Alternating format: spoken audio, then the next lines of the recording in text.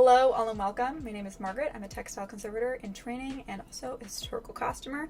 And today is the third video in my sort of Intro to Art Conservation series. The first video was on what art conservation is, the second on how you become an art conservator, and a little bit about the pros and cons of the field. But today we're going to talk about my specific art conservation journey. If you have questions for me about art conservation, pop them down below. Hopefully we will be doing a Q&A to round out this series if there is enough interest. You can ask me anything about art conservation, and I will hopefully be able to answer that. You can also subscribe to this channel to follow me. We talk about art conservation, we talk about historical dress, we talk about sewing, and all that jazz. So stay here, subscribe, like the video, go over to Instagram and TikTok. I'm also there. Go watch the playlist of the other videos in this series. Amazing. We're just gonna have a little chat about how I got here. I am from Minneapolis, Minnesota, and I was always interested in clothing. I won't say fashion, but I will say clothing. I started dressing myself at the age of 2, and my mom was always telling me that my clothes didn't match, and I always told her I didn't care, and she didn't fight me on it, which is why we got outfits like this. Love that for me. But I was always interested in history as well and science. I was always a very academic kid. I loved crafts. I taught myself how to knit when I was 13 because my friends started knitting and it was like the cool thing to do.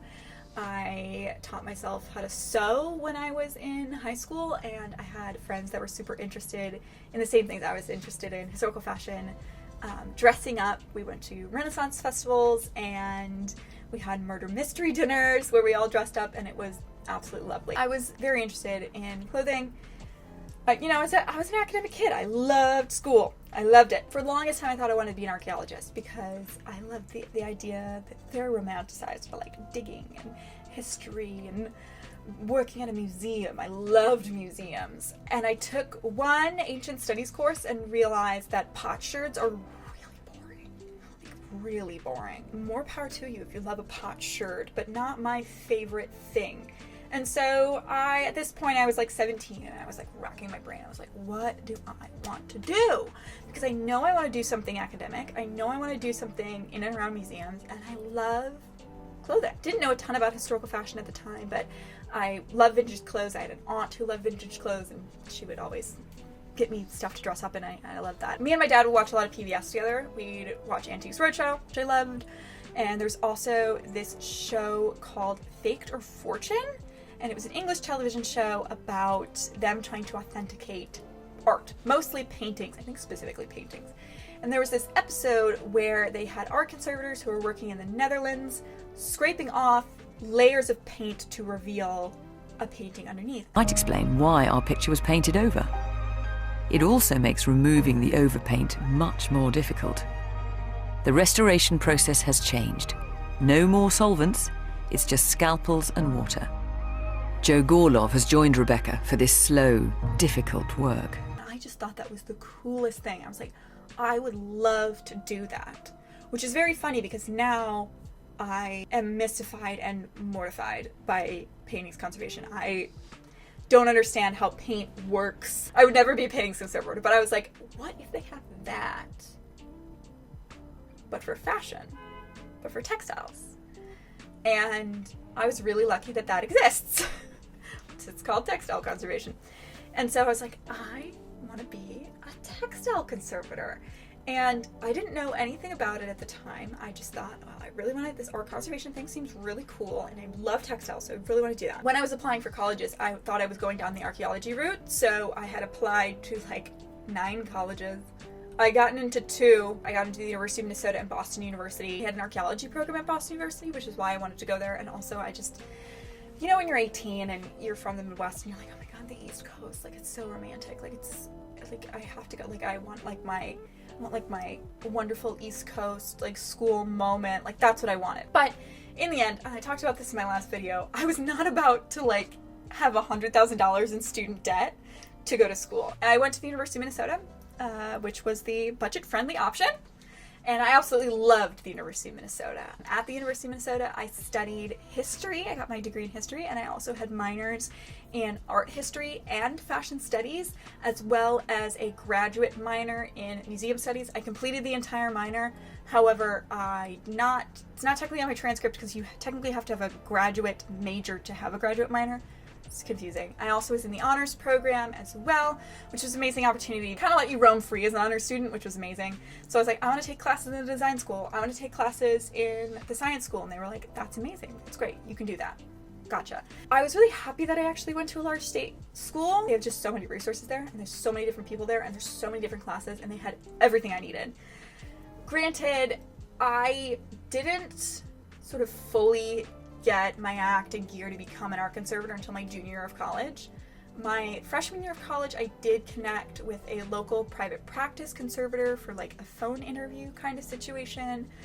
And, you know, she's very lovely. I've met her. But she definitely did like the general, oh, you want to become an art conservator?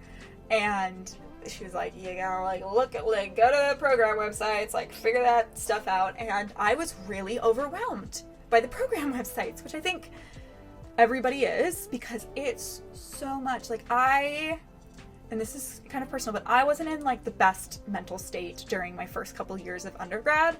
Thankfully, I got that figured out. Like, if you are having issues, please talk to somebody, figure it out. It's so worth it. But I didn't have the presence of mind to be able to do organic chemistry at that point in time. It scared me so much.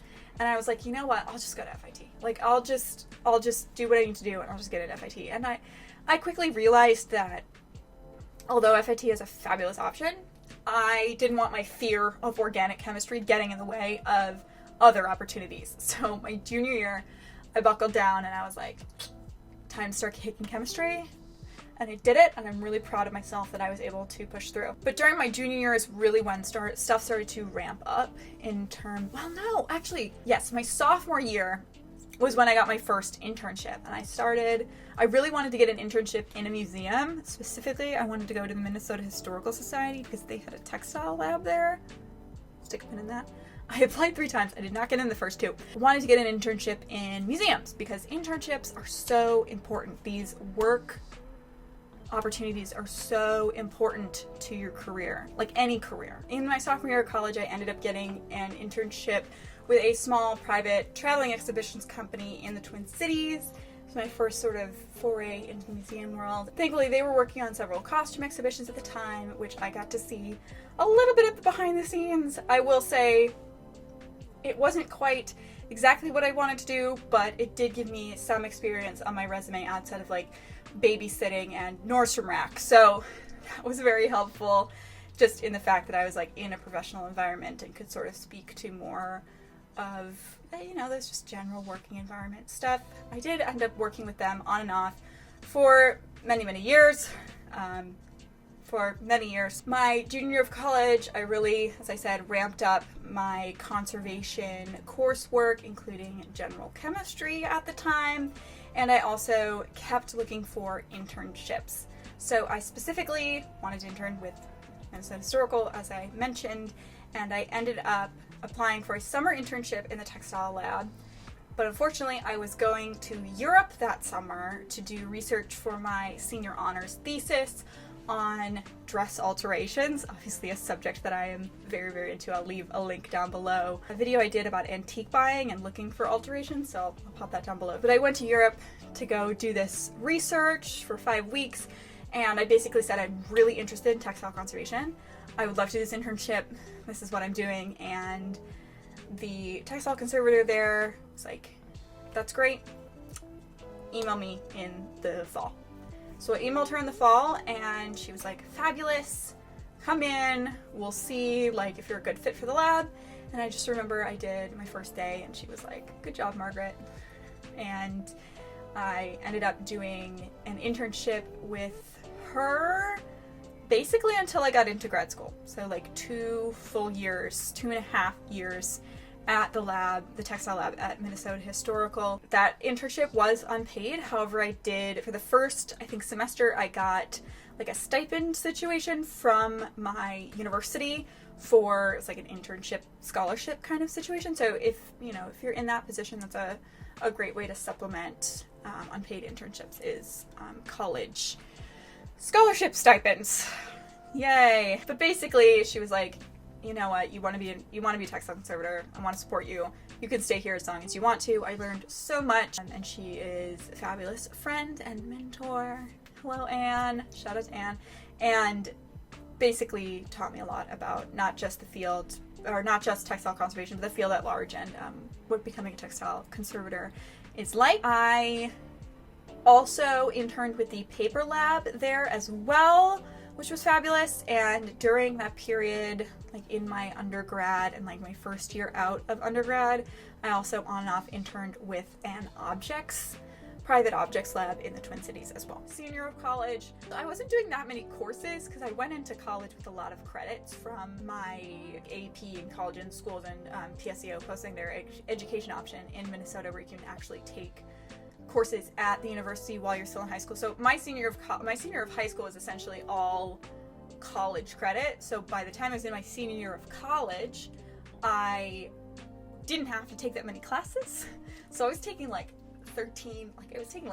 11 actual credits, and then like a couple other like independent study credits for my senior thesis. I basically put all of my classes 2 days a week. So I would only go to class like Monday, Wednesday, or Tuesday, Thursday, and then maybe like a Friday class every once in a while.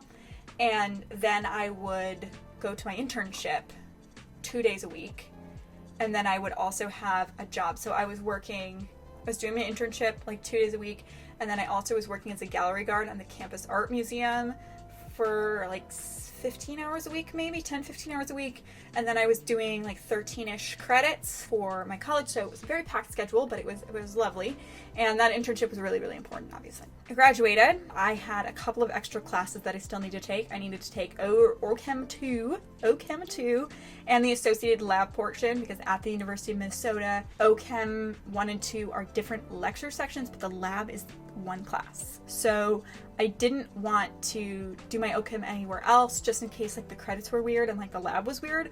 So I ended up doing one extra class at the University of Minnesota, which was OChem 2 and the lab portion, which I guess is 2 extra classes. So I did 2 extra classes when I had graduated already. And then I also did my art classes at community college. So I took 4 art classes, all at local community colleges in my area. Obviously, since I had graduated college, I was working more. So I was doing my internship with the Minnesota Historical Society. I was doing that 1 or 2 days a week. And then I also had the internships with the private objects lab. Sometimes I did that 1 day a week.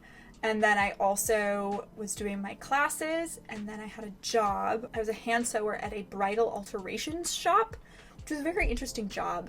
So I was working, like, all in all, I was working paid like 30 hours a week, and then I was working unpaid another like 20 hours a week. So I was doing like 50-60 hour weeks, sort of depending. I would also like babysit and pick up odd things here and there. I was working at the private exhibition company on and off as well, and they were paying me, obviously, at this point. A lot of different pots boiling at the same time.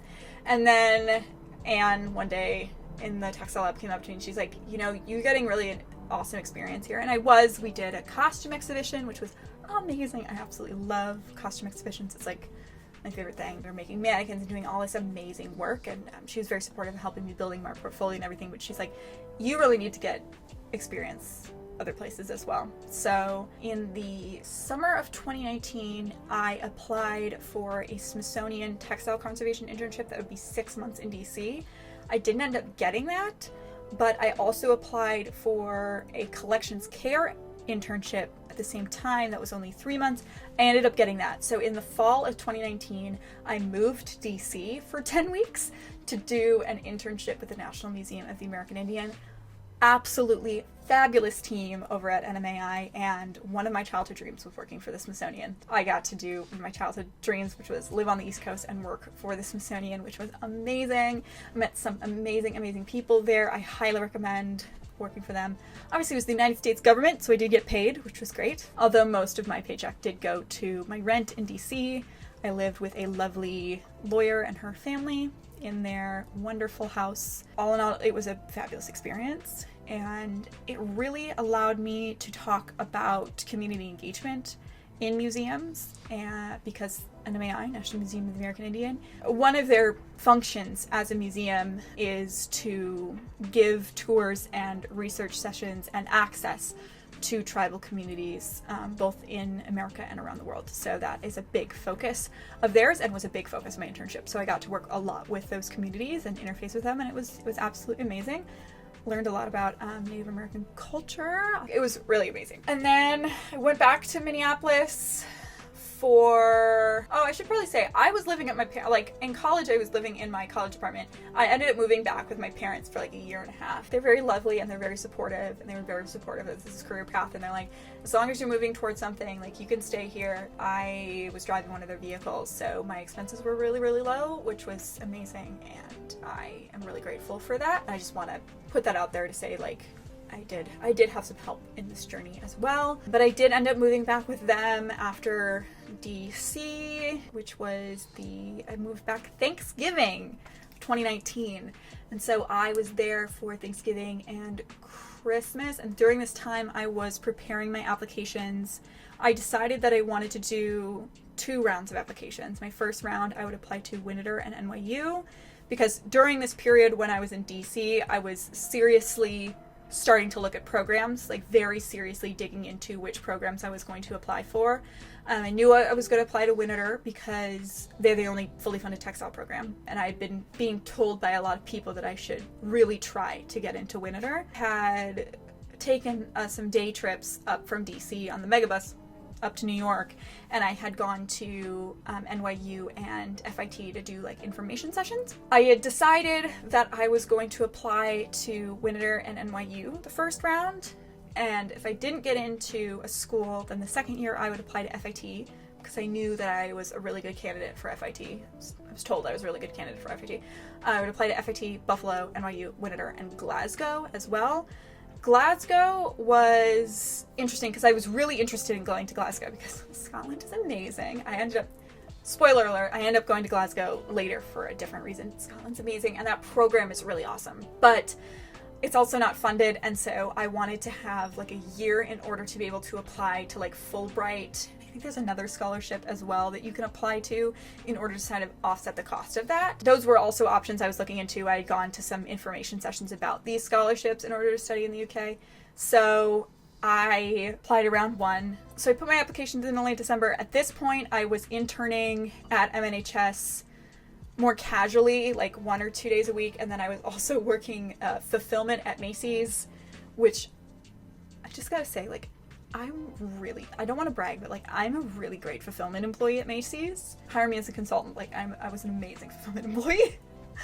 But I was also working at that private traveling exhibitions company as well at this point. I ended up getting an interview at Winter. I didn't get an interview at NYU.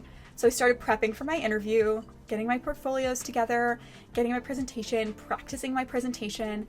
And I was like ready. I had the interview scheduled. I had the plane ticket to Delaware purchased. And a week before my interview happened, COVID shut everything down. I ended up interviewing online. Pretty good interviewer. I'm a pretty good public speaker, and I did really well. And I ended up getting in, which was really amazing. So I got in on my first time applying, which is not super common. A lot of people apply 2 or 3 times, I would say. So I ended up getting in, which was great. And I kept working at the private I didn't go back to MNHS just because of the pandemic and the things that were happening with the pandemic, but I did work. I was furloughed for like 7 or 8 weeks, and then I ended up working for the exhibitions company until I left for grad school. I moved to Delaware in August 2020, and I started my graduate education. And it was weird going to school during COVID. We did the first year entirely online, but the program was really flexible, and I really do like Winter. I've had a really good experience. The staff is amazing. My teachers are amazing. Obviously, with the pandemic, Not everything went to the plan that I had envisioned, but it's a-okay. I am very happy with what ended up happening. The Winter program sort of split into 3 years, so you have your sort of block year where you do a little bit of each specialty, and then you have your second year where you focus in on your major. Obviously, I'm a textile major, so I did a couple of different textile projects, and then each summer in between you have a summer work project. So my first summer I actually ended up staying at Winter because of the pandemic, and I did this really awesome project on an 18th century robe française. And then my second summer I ended up going to Glasgow. I have a vlog all about my adventures in Scotland and England, which I will link down below, from last summer. And then I did my third year. I moved here to New York to do my third year internships. I'm currently doing them right now. And I'm currently looking for what I am going to do after I graduate, which is scary but also exciting. I would love to stay here in New York City if there's an opportunity, and I would love to keep doing YouTube as well, bringing you guys along in my journey. So that's a little bit about how I got into conservation, my conservation background, my education background. I essentially just read you my resume. Yeah, if you have any questions for me, pop them down below, and hopefully we'll do a Q&A in the next one. Otherwise, you can subscribe. Some fun stuff coming your way. You can also like this video if you did indeed like it. And you can go to my Instagram and TikTok, both at Costume and Conservation. Otherwise, I hope you have a fantastic day or a fantastic evening. See you later.